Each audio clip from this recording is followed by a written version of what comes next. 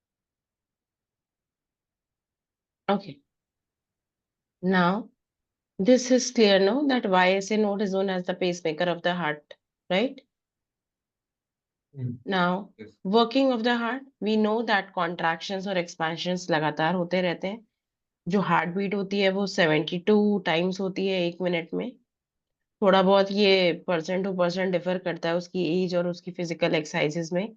आपसे पूछा जा सकता है कि किन के केस में ये नर्वस सिस्टम कंट्रोल करता है, तो आपको पता होना. डू यू रिमेम्बर हमने करा था न्यूरोजेनिक हार्ट किसका होता है? Do you remember?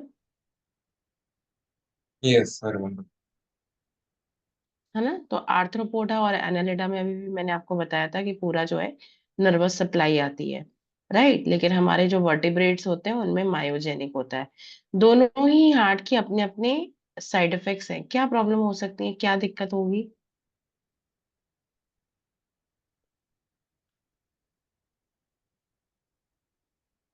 और मैं वहाँ पर रिपीट कर सकता हूँ क्या?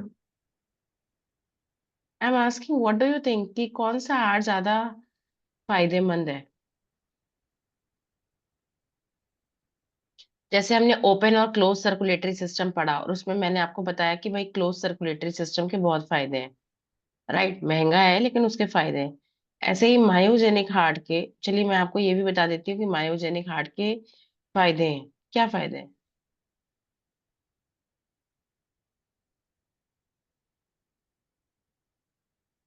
आपने सुना होगा इंसान का ब्रेन काम करना बंद हो जाए, लंग्स काम करने बंद हो जाए, किडनी बंद हो जाए, लेकिन अगर उसका हार्ट धड़क रहा है तो वो जिंदा रहता है. Have you heard? हाँ सुना है। लेकिन अगर उसका ब्रेन काम करना बंद हो जाता है तो उसकी किडनी अपने आप ही बेकार हो जाती है. हैव यू हर्ड कि ब्रेन हाँ नहीं ये कर रहा है तो मल्टी ऑर्गन फेलियर में हार्ट नहीं आता. अगर मल्टी ऑर्गन फेलियर होता है तो बंदा तो तुरंत मर जाए. हम कहते हैं कि बंदे को वेंटिलेटर में डाला है क्योंकि उसके सारे ऑर्गन्स फेल हो गए. सारे ऑर्गन्स में हार्ट नहीं आता क्योंकि अगर हार्ट फेल हुआ होता तो मर चुका होता. तो यही फायदा है कि जो कि हमारे हार्ट को मसल्स कंट्रोल करती हैं, तो हमारे हार्ट को तो खाना पानी सब मिल ही रहा है. तो बाकी सब ऑर्गन्स में अगर थोड़ी थोड़ी दिक्कत आती है, भाई किसी को अस्थमा हो गया, किसी को ये हो गया, I am not saying that he will be a very healthy person. वो हेल्दी नहीं होगा लेकिन हाँ वो जिंदा जरूर रहेगा. Are you getting my point? तो अगर हम अपनी हाँ। लाइफ को बैलेंस करके खा पी करके एक्सरसाइज करके ठीक से रखते हैं तो हमारा हार्ट भी हेल्दी रहेगा. आई यू गेटिंग माई पॉइंट? ये एक फायदा है. उसके बाद जब हमारे हार्ट की कॉन्ट्रैक्शन की फेज होती है उसको हम सिस्टोल कहते हैं, और जो रिलैक्सेशन की होती है उसको हम डायस्टोल कहते हैं. अब हम बात करते हैं हार्ट का रेगुलेशन कैसा हो रहा है. अभी अभी आप ही ने मुझे बताया था कि बेसिकली मतलब अभी अभी हम ही ने डिस्कस करा था कि हार्ट जो है सब मसल्स करती है, लेकिन फिर भी ऐसा नहीं है.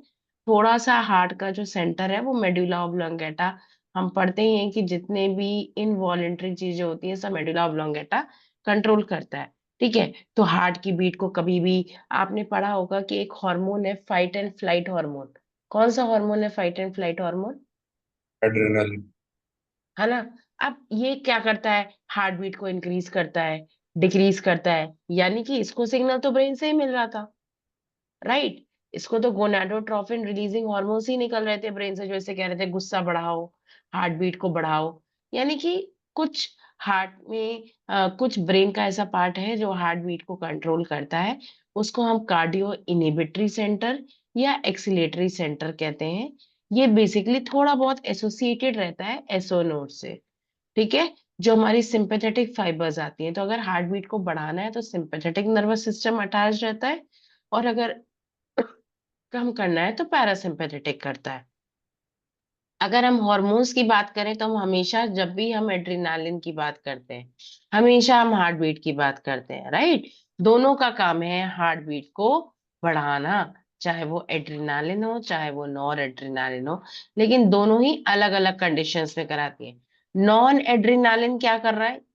ये हार्ट बीट को बढ़ा तो रहा है लेकिन नॉर्मल कंडीशन से बढ़ा रहा है.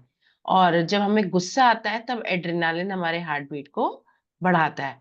अब हार्ट से रिलेटेड भी बेटा बहुत सारी दिक्कतें हो सकती हैं. अगर हार्ट बीट ज्यादा हो जाती है 90 मिनट से ज्यादा, आपने देखा होगा जब लोग लेटे होते हैं मशीन्स में, बेसिकली आईसीयू वगैरह में, तो उनकी हार्ट बीट को हर पल कंट्रोल किया जाता है, रेगुलेट किया जाता है, मॉनिटर किया जाता है। वो कंडीशन जब हार्ट बीट इंक्रीज हो जाती है उसको हम टेकार्डिया कहते हैं। ये भी एक प्रॉब्लमेटिक वाली बात है। ठीक है। भाई इतनी जल्दी जल्दी मैं आपको सिग्नल दिए दे रही हूँ, नील को फटाफट फटाफट पढ़ा रही हूँ, आपको समझ में ही नहीं आ रहा है कि करना क्या है। ठीक है। तो जैसे ही हार्ट बीट बढ़ती है वैसे ही क्या होता है, सिंपैथेटिक नर्वस सिस्टम एक हार्मोन रिलीज करता है, जिससे कि हार्ट बीट इंक्रीज हो जाती है। हार्ट हार्ट को आपने बेचारे को इतना सारा काम एक साथ दे दिया तो वो अपने आप ही वीक हो जाएगा। ठीक है। और थोड़ी देर में बंदा जो है वो शॉक में जा सकता है, क्योंकि उतनी जल्दी जल्दी वो काम नहीं कर पा रहा है। आप थोड़ी देर तो काम जल्दी जल्दी कर सकते हो, बहुत देर नहीं कर सकते हो। तो टेकार्डिया वो कंडीशन होती है जिसमें हार्ट बीट बढ़ जाती है। कई बार एक्सरसाइज के केस में भी ऐसा होता है कि हमारी हार्ट बीट बढ़ जाती है, लेकिन वो नॉर्मली कंट्रोलेबल होता है। Are you getting my point? Yes, I अब एम आप गेटिंग योर यहाँ से एक बार थोड़ा सा रीड करिए regulation of heart beat. Point.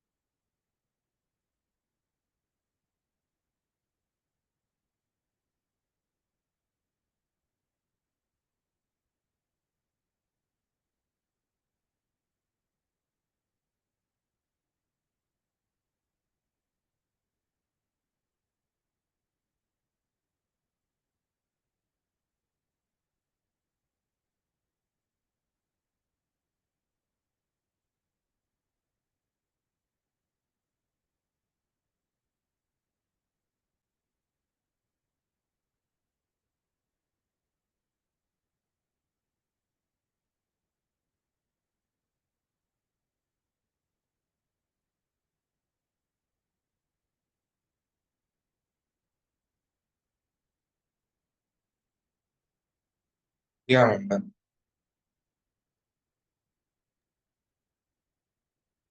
Okay. Okay, so Neil, we can end the class now. Almost this chapter is also completed.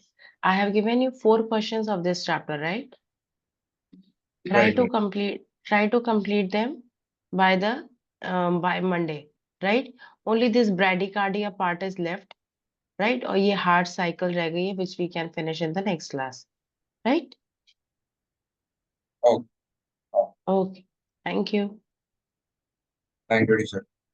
Metastasis. Okay, metastasis.